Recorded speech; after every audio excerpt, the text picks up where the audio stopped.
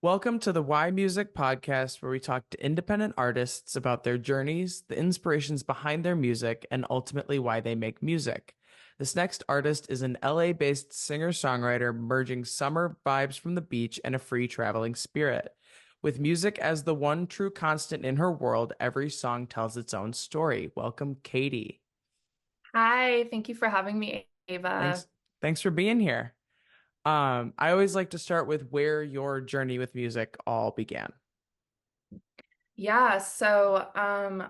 I think I grew up in like surrounded by music in a way. My neither of my parents are musicians, but they just like played music constantly.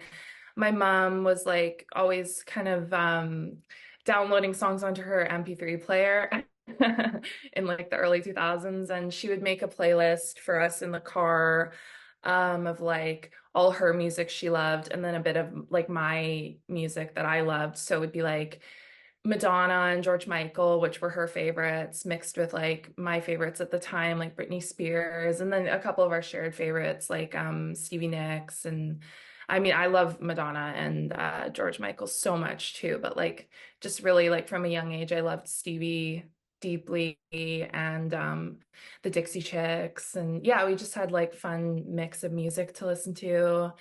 My dad's always really been into like folk rock, kind of like there's Canadian like indie music. Neil Young is like Canadian and he's a really big favorite for my dad. And jazz as well. He would always have jazz playing on the radio. So I was really surrounded by music at home. And my grandma was an artist. So I think she really shaped my worldview in an artistic way. But then I wasn't really like performing or anything until I was about 7.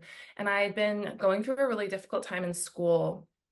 And I ended up kind of joining the choir as a bit of an escape from everything. And I just loved it so much. And like, I think we performed in the Christmas concert, and my mom was like, "You just looked like you were on cloud nine, like so happy." And so ever since then, I just kind of found opportunities to perform wherever I could. And I started doing a lot of classical vocal training and jazz vocal training, and that was sort of my main focus up until I was about 16 years old.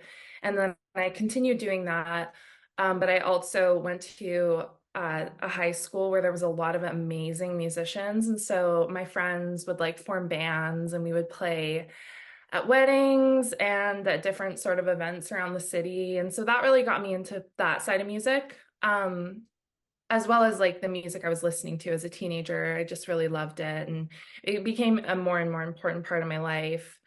And then yeah, just started songwriting kind of from spending time around all these inspiring people.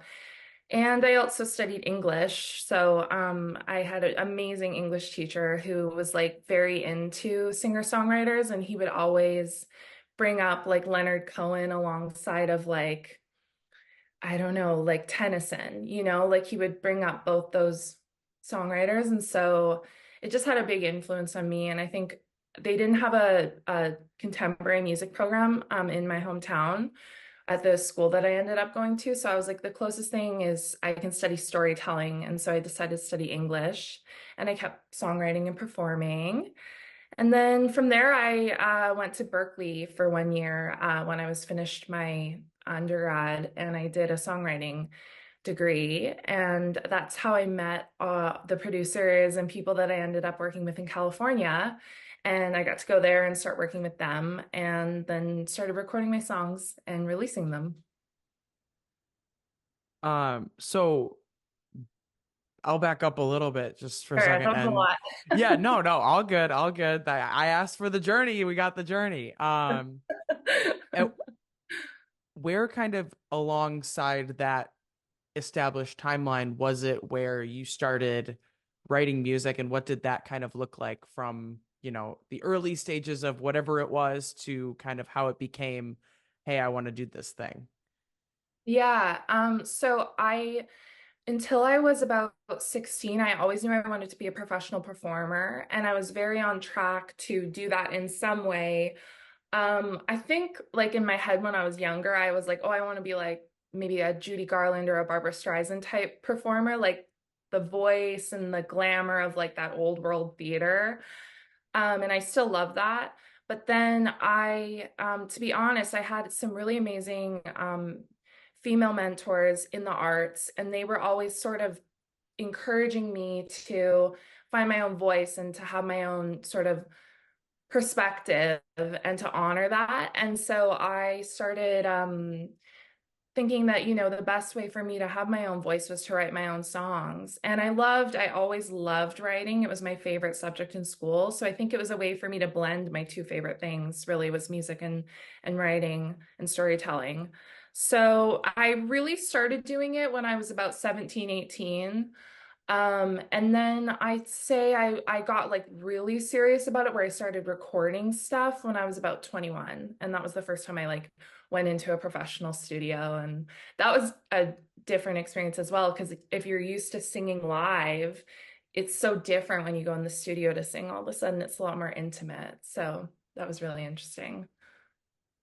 I didn't even really think about the whole storytelling English music crossover being songwriting, which feels like it would be very on the nose, but those two dots just did not connect for me. But that makes perfect sense. And it kind of probably gives you a little bit of a, not perspective is for lack of a better word, but like a different perspective coming from that sort of orientation rather than being a music person that just kind of falls into writing words or like starts from some sort of journaling path or however things translate.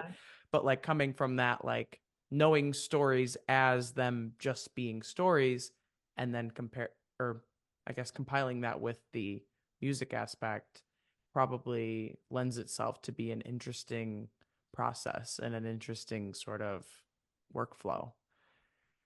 Yeah, absolutely. I mean, it's interesting because there's when you're learning to write like a good essay, for example, you have to have your thesis and you learn to kind of refine your thesis. And I think that's so core to songwriting too, is like, what am I trying to say?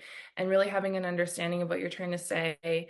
And yeah, just studying honestly, like the great storytellers was such a it taught me so much about storytelling in general and kind of like the same like not to be an English nerd but like rhetorical devices and techniques and stuff like that get used in songs as well as you know um poems and literature. So yeah, I think it was just it really actually they dovetailed really well, and I love both of them. I haven't been as into English the last year because I've been so into songwriting, and I've been meaning to get back to it. I used to always, when my grandma was still with us, I'd go visit her and read poems to her, and it was like the most meditative part of my week, just because it's so beautiful. I love that side of things.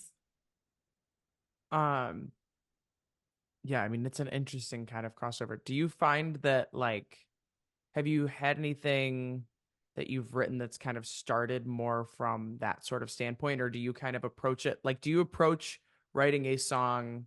And I know the process varies. You'd ask anybody what their songwriting process is, and the answer is always it's different every time.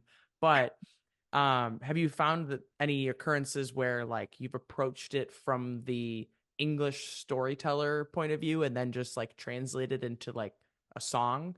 Or does it like, do you think that like is how much of the storytelling brain is a like piece of the puzzle in writing a song for you? I guess is what I'm getting at. I get it. Yeah, I get what you're saying. I'm very lyric focused for sure. Like I have to, have that. I mean, it is different. I will say, like, I have been in sessions where I'm like writing with my friends who are amazing guitarists and they'll just play a riff and then you kind of just start like almost automatic writing where like ideas just start flowing and you don't even know why those images are coming into your head necessarily. But then I think sometimes more to what you're saying, there's like a story you're trying to tell or convey, and yeah, having that English background can really come in, I guess in a way like uh The thing I really loved about English as well was there's this sort of like tradition of like mythology and of different stories that people pull on, and songwriting has so much of that in it as well, especially if you look at like the history of like I don't know, folk music and rock music. Like there's themes that everyone revisits. And so I think I honestly have studied songwriters the way I would study like a writer. And so that comes in a lot. Like I'll be like, oh, I remember in this song. I have a currently unreleased song that is kind of coming to mind where um I brought in like a theme of the title of the song, and then I was like, oh, let's add another layer. And to me, that was kind of like pulling on something that would have happened in like an old poem, or also in like an old country song. Sometimes they do that. They would add like a double meaning to the title in the second verse. And so I was like, let's do that. It'll be fun and add a twist. Um, but yeah, I mean, I think that that perspective really, I think it's so embedded now. I maybe don't even notice it, honestly, but you're probably right that it's like pulling in a lot in what I'm doing. Yeah. I mean, it's definitely one of those things where it's like how you approach something is the way that you know it to be approached. And so like how you approach writing songs is just what kind of you would assume then is the norm. Like for me, I'm a musician first, and so like if I'm not sitting at the piano or a guitar is not sitting on my lap, it's not being written. And so I Right. just like so your default is that that's how people do said thing. Now, Yeah. obviously, with a creative process, there's 100 different ways to do 100 different things, but you kind of default to that. And so then you just, that's your natural state. And so then the things that other people might look at and be like, that's different. That's something that I wouldn't have really considered. It's like, that's just natural to you. So, like, So I would true. never intentionally be like, I'm going to use this rhetorical device to make like this song just like level up a bit, and I wouldn't Yeah. ever like, and there could be very well like things that I'm doing with songs that you're like, oh, that's this. And I'm like, Yeah. that word is not in my vocabulary. While you're there, like, no, this like this is English 101 right here. Like this is so Aw, it 100% could be like just embedded in the way that you do things because that's half of it for you. Like it's the music and it's yeah. the English and that equals songwriting.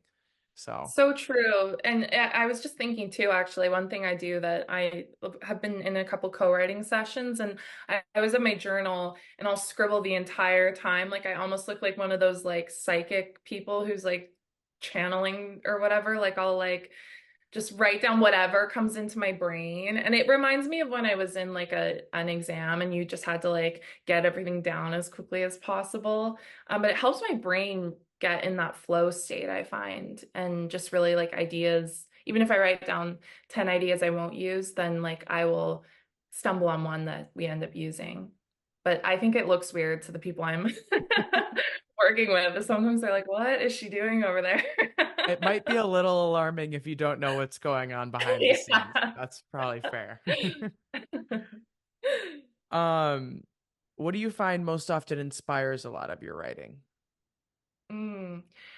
I find like sometimes I'll hear a phrase someone will say and it just like sparks kind of a vision for me of like a song idea. Like I put a song out called Mind's Eye, and I just heard that turn of phrase and I was like, I love that. That would be a great song.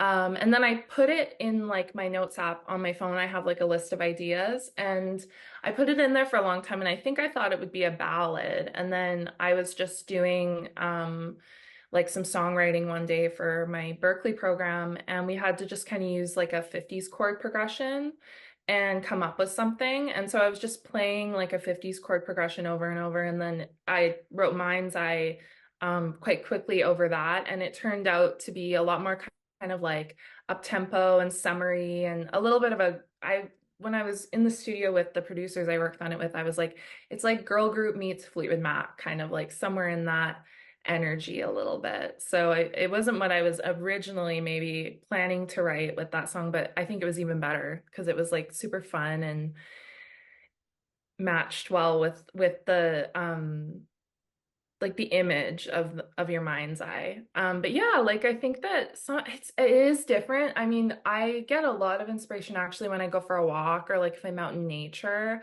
things just kind of start like I think maybe like when I'm walking too, you're just like kind of in the flow, and so things start coming to you really quickly, like lyric ideas and conceptual ideas.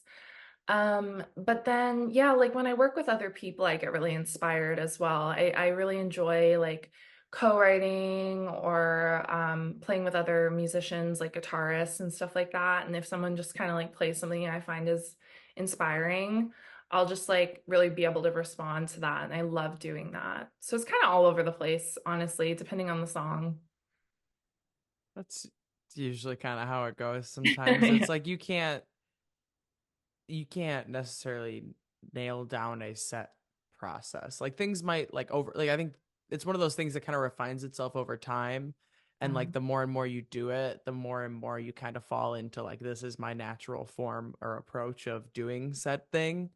But it's also one of those things that it's like there also could be just a random moment of like this is an idea and yes. then either it sits in the notes app forever or you go and work on it. I find that it's like if I don't touch it in the first like 48 hours of noting that idea down, it will be there forever as this like little idea and that's it. That's all it will ever be. Right. The caveat or no, there's a different word I'm looking for, but it's just it's where ideas go to die is at the bottom of the notes app is what happens.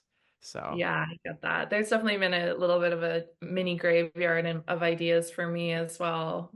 And sometimes like it's funny, I've had a couple where like I forget about them and then they like I'll be like, what am I humming or whatever? And then all of a sudden I'm like, oh, that was that old thing. And then sometimes I'm able to revisit.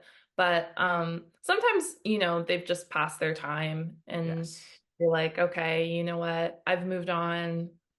You've moved on. You have to break up with the idea. Yeah. Yeah, like there's definitely like I'm a big believer that like the ideas you don't touch or even the ideas that you tried to touch and then they just didn't go anywhere weren't meant to go Yeah. anywhere. Like if it was really meant to be, you would have revisited it by now. Like it's every once in a while we all do the thing where we just scroll back through and just see what crazy thoughts we noted down like 3 years ago, and if there's Hmm. something that jumps out, we revisit. But if it doesn't Totally. jump out, it wasn't worth visiting probably in the first place. But you have to get through the bad ideas and the weird ideas to get to the ones that are good and actually worth pursuing. Yes, definitely true. That was another thing, like when I went to Berkeley, we had to keep writing through sometimes ideas that you didn't feel that inspired by, or that you were like, okay, well, this is definitely staying on like what's the saying? Like the floor or whatever. Like it's not leaving the room.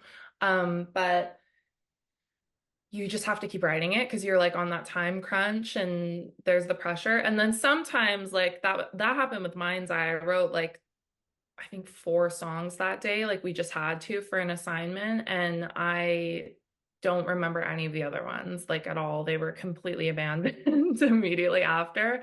But Mind's Eye like stayed with me, and I played it in the car a couple times that week, and then I also played it for Bonnie Hayes, who was like my songwriting mentor in the program, and she was like, "Oh, this is so you. You have to like finish this, and I think it should be part of your final portfolio."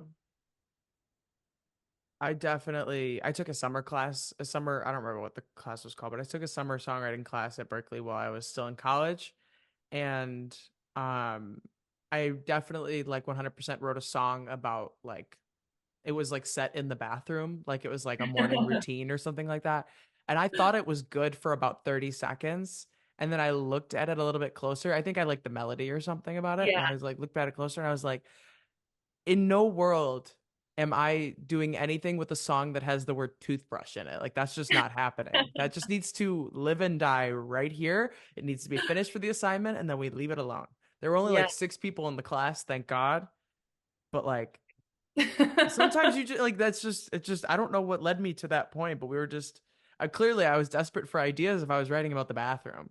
Oh yeah, I've had a few of those like moments of desperation and you're just kind of like, I don't know, because it's a great, I think it's good to enforce that discipline of songwriting because same thing with like journaling and whatever. If you journal every day, then like you will at times like come up with really inspiring ideas or you'll just get in that flow of writing. But some days you're all your journaling is like, I'm so tired, had a terrible sleep, blah, blah, blah, like a list of complaints or like whatever. Or it's you just like, I have nothing to say. I'm completely bored out of my mind. Um, but yeah, like I've been there with songwriting where sometimes you're just like, oh my God, I hate this already and I'm not even Pulling done writing teeth, it. pulling teeth. For Yeah. sure. If you had to create a new genre around your style of music, what would it be called? Ooh, I love that. That's a great question. Um, okay, let me start thinking a little bit. Um, Well, I sort of feel like I'm in between a couple genres. Like one that I usually sort of go towards is like dream pop. Like I think there's a bit of a dreaminess in my music that is at the center. But I'm also like I take a lot of influence from like West Coast music. Like I love Fleetwood Mac so much. I love like Mazzy Stars, like my favorite band. Um, so let me think. I feel like I need a word like dreamy or shimmery. Yeah. Maybe like hmm.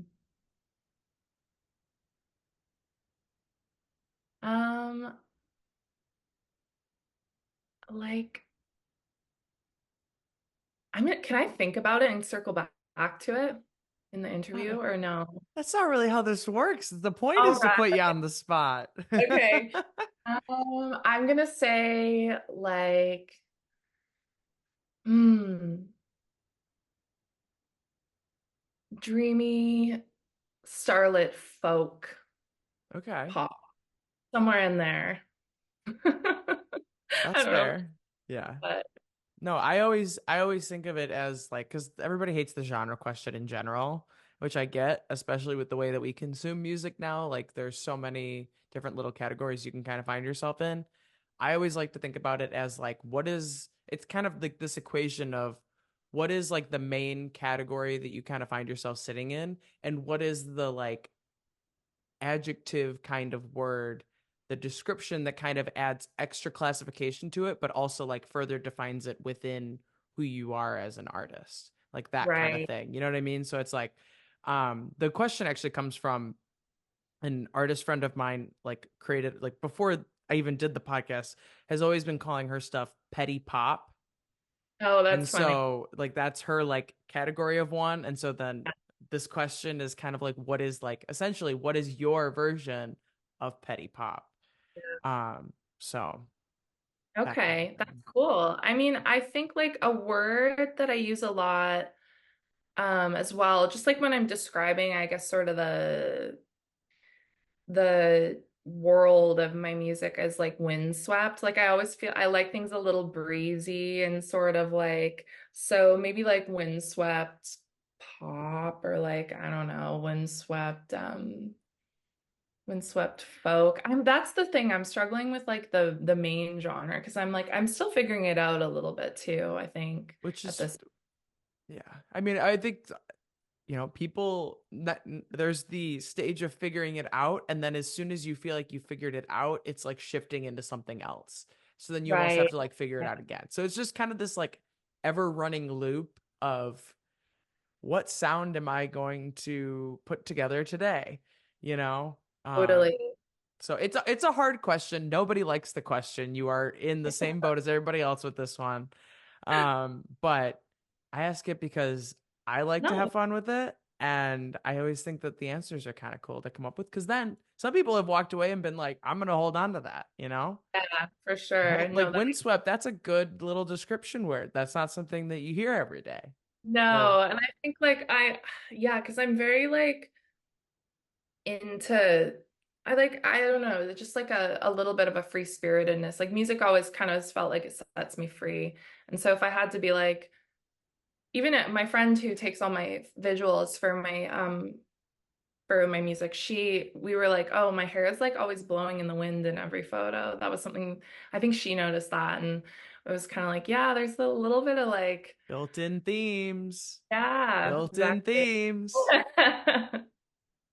When the visuals match the like music, whether it's description wise or whatever, like it's whether you want Windswept to be the thing, it sounds like that's the thing. So we Yeah, might just have to keep that one in our back pocket and then see what we can pair it with. And then we have our own little Katie category of one. I love it. That's a good idea. I'm gonna think on that maybe while we're talking, but also after. And Yeah. then, if I have a new genre, I'll Yeah, have to dude. give you. I will certainly take a portion of that credit for sure, sending you in that direction. But you got to set yourself apart somehow. Find that genre, man. Definitely. Yeah, no, Uh, it's um, is there a song that you've written that you think best embodies who you are as an artist? Your one song sample platter. well, the one I just put out, Riptide, is very, very me. It was the first one that I wrote when I got to LA for this songwriting camp that I did with these amazing friends of mine now, Olivier Basile and Bella, who goes by Bolero. I was writing with them, and we had never met. I'd met him briefly on Zoom, same thing as I'm meeting with you right now. And he was lovely, but I was kind of walking in blind. I didn't know like what are we gonna end up writing. And they also were very like, don't come with anything prepared. Like we want to have that spontaneous experience in the studio. So I meditated a little bit and I was like, okay, where am I at in my head? Like, what am I feeling? What do I want to write about? And the only thing that kind of came up was like, I had been spending a lot of time just kind of living in my head and doing a lot of like inner work and um, just thinking about things a lot. And I was like, I'm really ready to like write a song about getting lost in an experience and like sort of just having to like surrender to the tides of life in a way. Like, I think that happens sometimes when you have to take a big chance on something that you really believe in, but there's a risk involved. Or like when you meet someone and you think you could fall in love with them, there's always that sort of like, oh, I have to jump into the deep end here or like take that risk. So we decided to write about that. And then the images just were very like immediately reminded me of like where I grew up on the beach. And just had that imagery of like, yeah, the really kind of windswept, rugged, like coastal beauty and that metaphor, like for falling in love and kind of stepping into the unknown. So the day we wrote that one, Olivier gave me a mix and I went home or to where I was staying and drove around LA that night listening to it. And I was like, this feels like me in a song. And I was just so like excited to keep working with them and proud of what we had made already. And it felt yeah, just like it had a really deep understanding and kind of captured a big part of who I am in a really beautiful way that I loved. But there's other ones, but they're not released yet. So I'll maybe delve into that next time I come visit you. Yeah, I mean, you kind of you kind of hit it on the head if you are saying that this is the song that's like you in a song. That's Yeah, what song is you in a nutshell? This is you in a song. It, Riptide checks the box, you know? definitely. And I do find like that when I know I want to release a song though is when I feel some version of that feeling with it, where I'm like, oh my gosh, this like captures an energy that I've kind of been carrying around and I didn't even know how to put it into words. And then it's like suddenly I have this like it bottled a little bit in a way. Yeah. I mean, that's a good thing because then you know what you're putting out is something that you're like 100% about. But yeah, I mean, it should be. That's what. at least to me, that's what music like and songs should be. It's like if you're just putting it out just to put it out, cool. But like I want to hear you. I want to hear what sounds like the artist. I don't want to hear something and then go to the rest of your catalog and be like, is this the same person? I want to Yeah, hear it and then get a further glimpse the more and more I go through it, you know? really. I love that. I think, when I was working with Bonnie, who was my mentor at Berkeley, she would say like there's tells of all her songwriters that she works with. She's like, oh, I can even like she mentored people who've gone on to write big Billboard Hot 100 records, and she could hear the song even if another artist was singing it and just be like, I know who wrote that. It was her former student or like someone she mentored. Because if you really like get into that, um, I don't know, like you understand your artist, you like there are just things you always revisit and return to, even like stylistically and musically, not just like lyrical themes, that make your style and become signatures. And yeah, it's really fascinating and interesting. Yeah.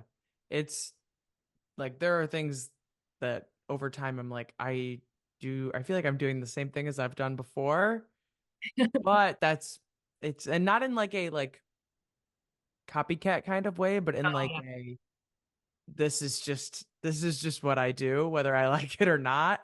And yes. this is just kind of what we're doing. And so it just kind of keeps in that same direction. Like I can kind of pair songs from a couple years ago with ones now and like this kind of was approached the same way. Can't teach an old dog new tricks. Really. I actually find the songs that the only time I don't feel connected to a song is when I'm like, oh, someone tried to make me, like when I was much younger and I was working with like producers who were like maybe a little dismissive of my artistry and stuff like that. Um, Sometimes I'm like, oh, I don't hear myself in this, like on those very early ones and stuff like that. And that's more like where I'm kind of like, oh, I don't feel as attached to that one. But anything that I really hear myself in, not to sound selfish or anything like that, but if I'm like, it captures something that was important to me and I feel like it's honest and authentic in that way, then I feel proud of it. And like I still love those songs to this day. I was also gonna say, there's another song I wrote a while ago, and I wrote it about my dad. It's on my YouTube channel. It's actually not up on Spotify because it was like a live take that my friend Charlie, who's a guitarist, did with me. We were just in his studio. And yeah, I wrote about my dad in his hometown, and that one's very personal also. And I think it really helped me. It's called Paris, Ontario. It's on which is my dad's hometown. And it really helped me, I guess, figure out how to write about my life and my history, and kind of grounded my artistry in that perspective. Yeah. No, I mean the ones that are more personal are always just I feel like those are also just the maybe not always the easier ones to write because sometimes you want to do it in a certain way, but the ones that like once they're done, it's like, okay, we checked that box and then we checked another box on top of that. Yeah. Um, so yeah. If you had to pick two or three artists that you think your music is like a combination of, who's on the Hmm. list? Well, I was just thinking of this because we were talking about having a signature sound, and I'm like, a lot of my favorite artists have like signatures, like I think the first person who I ever really was like so inspired by as a songwriter was Stevie Nicks. And I mean, I'm obviously not the only person who feels that way. She's like a generational icon and she means so much to all of us.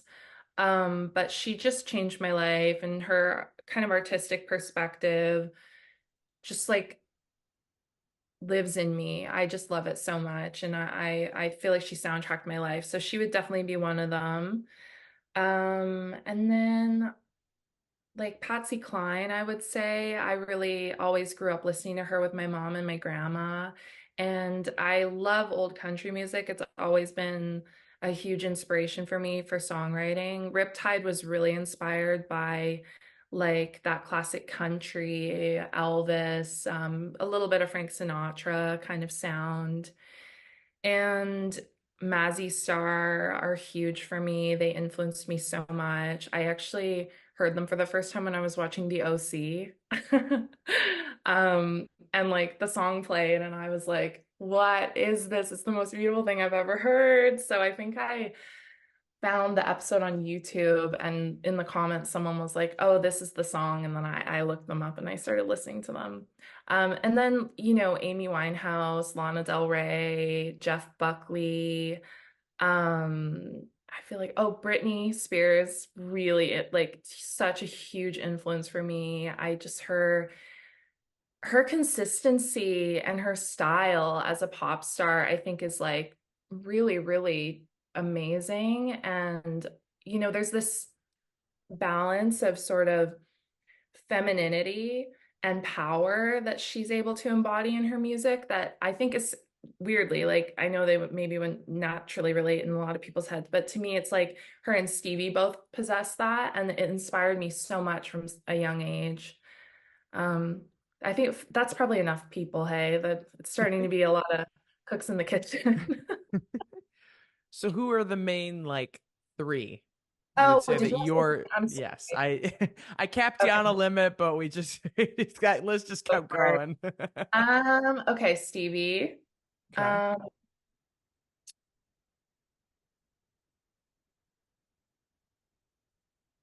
hmm, I think probably Patsy Cline, and then I think either, oh, then I'm having four, but like Casey or Lana. I forgot to mention Casey Musgraves, but her and Lana were like my teenage, um, I don't know, just like kind of musical big sisters. Like they walked me through a lot of life and mean so much to me. I just am huge fans of them and so inspired by them. So what different aspects of what we'll call your big three do you find reflected in your music? Hmm.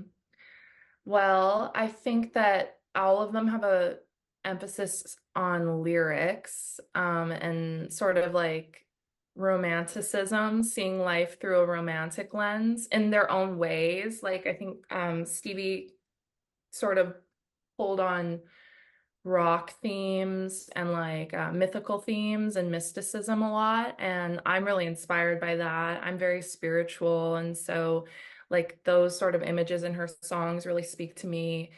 And Lana's very as well, like, her lyricism and her perspective on life and kind of the philosophies that she carries, I think um, just really inspired me when I was a young person and I was kind of trying to figure out my path as a young girl and also as an artist. Like, I just learned a lot from listening to her and hearing about her worldview. And Casey is like so soothing and smart and thoughtful and gentle at the same time, and like always has a little bit of a sense of humor about things at the same time. So even if she's talking about this like big existential theme, like falling in love or thinking about how the people in her life are far away from her, she'll have this like simplicity and ease to it that I just find is so like comforting and really beautiful and um like graceful. A nice little mix. Yeah, totally. Um, Something I've been doing with the podcast is taking a question from last week's artist for this week's artist.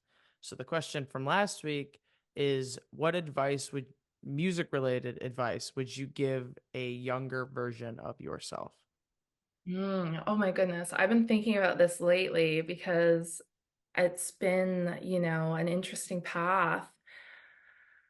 I think I would probably tell my younger self, you have to trust yourself. You have to listen to what you think is right. You have to always make sure that you're giving your voice and your perspective space in the room and that the people you're working with honor that as well. which I've had great experiences with that, but it's taken me time sometimes to find that.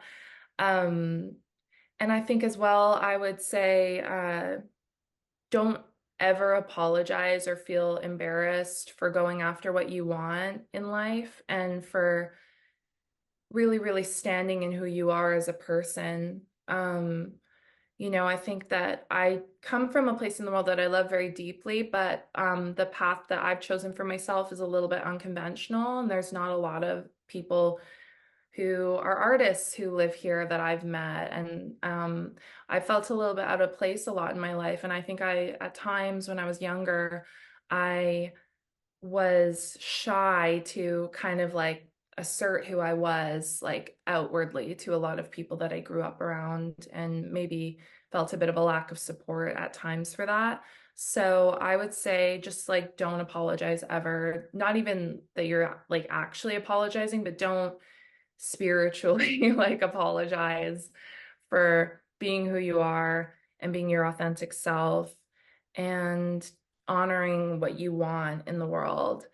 And let me see, is there anything else? I mean, trust the process. It's always going to take longer and be, the path always has like winding bends and twists to it, and you just have to trust that and see it through and believe in every step of the way and take it one thing at a time and not always be like feeling some urgency. I feel like right now, um, everyone I know who's in their 20s is constantly like in this sort of urgent pandemonium of like I have to have everything figured out, and maybe the pandemic exacerbated that a little bit as well because it felt like people lost time.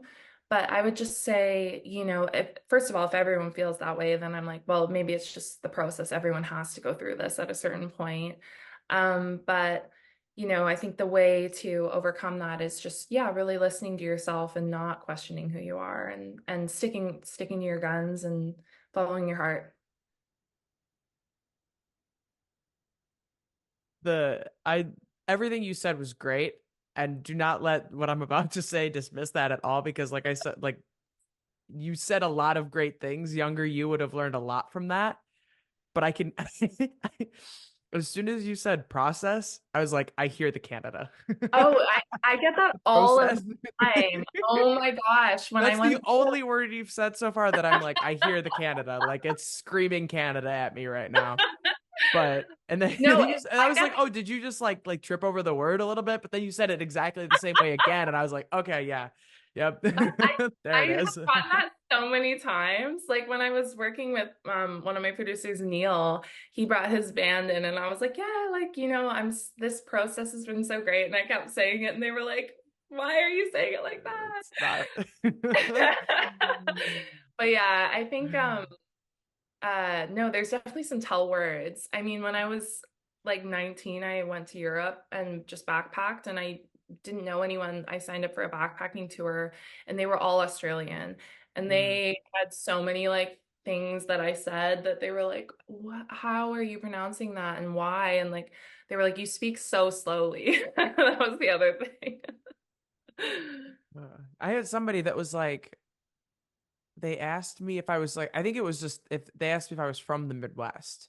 And I was like, I always, and I don't know how biased this is. I know there are some things that we say a little bit weird, but we are, in my opinion and my understanding, the most like on par with how things are supposed to be said. Like the South, you get more of the twang. The Boston and New York is also a thing. I don't Yeah, know about out west much, but like we're pretty, I mean, we're the Midwest, we're pretty middle of the road. right. And but somebody asked me once and I was like, does it really, like, what is it that I'm saying that's giving that away? You know? Mm. So, but the I think, the process killed me a yeah, little there bit. we go. Just the one word though, like nothing else has been like, oh, like this has got Canada written all over it. Like I feel like there's people from Minnesota that sound more like they're from Canada than you. But that was just the one Definitely. word. That's so funny. I love that. And you're not the first person to say that to me. So I'm guessing like I don't know, maybe I really like go in on the O too or something and It's just like just that word. I don't know. There's at least of what you've said so far. I don't know what your other tells are, but as far as I'm concerned, process is the only one. yeah. Well, I do say A, but like, it's usually like I'll be like, "Oh, I know A," Oh, whatever, which is jeez, really that's pretty deep in there. That's tough. I mean, it is what it is. Yeah, no. You could say some weirder things. For sure. Yeah. It's true. You're like over here, like, be who you are and all these great things. And I'm like, process, Yeah, exactly. process. I mean, that's where you were in the process, I love What is your question for the next artist? it. Ooh, that was a really good question, by the way. Thank you for asking me that. My question for the next artist will be when you don't feel inspired or like when you're having a phase where you don't feel inspired, what brings you back to inspiration? I wish you personally, I wish you took a little bit longer to ask the question because the longer you take, the better I feel about having been the person who's written all these questions and just a little bit more like seeing somebody else struggle with it makes me feel like Hmm. I wrote all these questions. I'm Listen, I was struggling with the You were genre ready one. though. You were ready. I love that. I think that's a really cool thing that you have someone ask each week, like a pay it forward thing. Yeah. I started doing it earlier this year. But it changes things up. It's where you can't completely do your homework. It's like Right. there's at least like even if you listen to everything, there's gonna be like at least one question that you don't know what's coming. Yeah. Hopefully. Hopefully. So what is it that you think sets you apart from other independent artists? I would think I have so much training as a performer is one thing. Like I almost went down the path of just being like, I guess more of a classical kind of traditional performer. And so I think that gave me a lot of discipline towards my art because like growing up, I sang for 3 hours just like every day doing like opera exercises and classical vocal exercises and stuff like that. And as much as I loved it, there's times when it felt kind of tedious. And so I'm willing to do that sort of like discipline work. Which obviously like there are other artists who are too, but I don't know. I've worked with a couple of very like laissez-faire people in my time, and they're kind of like, we need to practice. Like, what? And I'm like, yes, we do. That type of thing. So I think that's something that definitely I carry with me in my approach to being an indie artist. I also think uh, my perspective is really personal, and I think that that's true for any songwriter. Like you'll bring things to a song and to your writing that no one else carries, especially if you are really just like at that phase where you're being yourself and you understand who you are artistically. Like for me, I think, again, like that windswept word that we were talking about earlier, like I've lived in a lot of different worlds. I have always sort of had a little bit of a nomadic perspective on life. Like I moved a lot when I was younger. I switched schools a lot. I lived in hotels across Canada for a time when I was younger. And I think that I just am really in love with the idea of exploring the world and seeing things and trying to understand them. And so I have a huge curiosity that I carry with me, and like a romanticism as well. And pairing that kind of, I guess I'm very, very sensitive at the same time. So I love to go explore and see the world and understand things, but I also kind of always retreat back into my inner world. And so I think that that combination maybe is something that I carry. And yeah, I'd say like alongside of that, just what I said earlier, like my work ethic and my discipline. And I worked professionally as a performer from a young age, so I try to approach things super, super professionally, which I am grateful I learned to do that at a young age because it served me pretty well so far. Yeah. I mean, some people are just dipping their toes in the water and just seeing what happens. Which could And be great for which sure. yeah, I mean, to each their own. But if it's something that you like want to carry forward as a thing that you do that like is a thing that you can do, um, might be good to treat it the way that you perceive it, Yeah, in that way. yeah. So maybe laissez-faire, maybe not. I don't know. You need that blend. It's a little bit like every A type friend needs their like B type friend to help them relax. Fair. Yes. Yeah. I need our inner. We need an. If you are A type, you need a little bit of inner B type, and vice versa. Yeah. Um, what impact do you want to have with your music and with your artistry? Oh, I mean, I hope that I can soundtrack special moments in people's lives. And just even simple moments, like if they're on a drive in their hometown, I would love to have hear from I mean gotten some really lovely messages from fans who've just been telling me, oh, like with Mind's Eye that they listen to it all summer, and it just means so much. It's really, really amazing.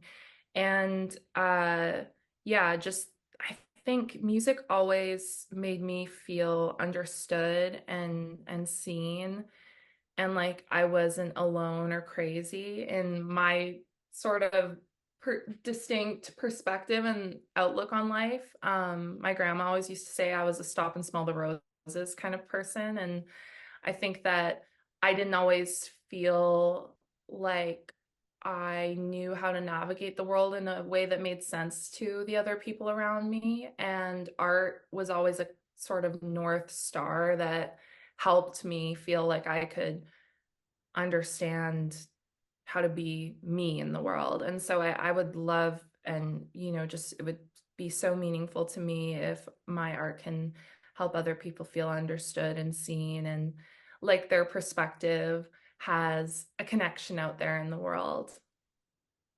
We love a good passing the torch moment. Yeah, exactly. Yeah. It's very common for it's like what music did for me is what I want the music that I do to do for other people. Um, Definitely. yeah, it's always cool. Um, I think that brings us to the final question, which is also the concept behind the podcast. If you can see where this is going, my final question is why music? Hmm.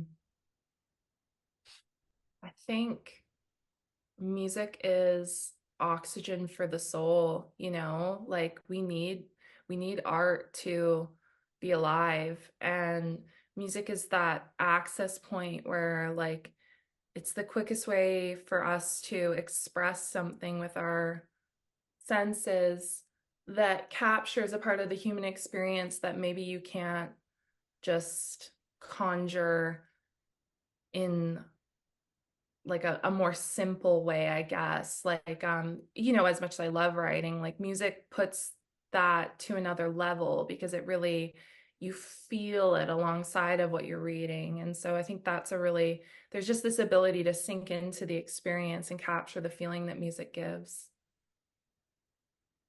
I, there's just always a common theme with this one, and it's always like to summarize just about everybody's response, which I love that it kind of always comes back to the same thing, is it's just music just hits different.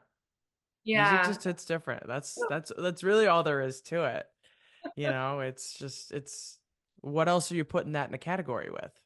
Yeah, Let's be absolutely. real. No, it's true. I mean, there's nothing else that can kind of there's so much of other amazing art mediums and whatever, but I think that music just kind of is it's to me, I think that's also why it's always been so interconnected with spirituality because it is so like able to touch us on that deeper level and speak to our heart and our spirit on a really profound and beautiful plane that a lot of art can reach, but music always can reach. Absolutely. Well, with that being said, I think that brings us to the end of this episode of the Why Music podcast. You can check back again next week for another conversation with another independent artist. Thank you for listening.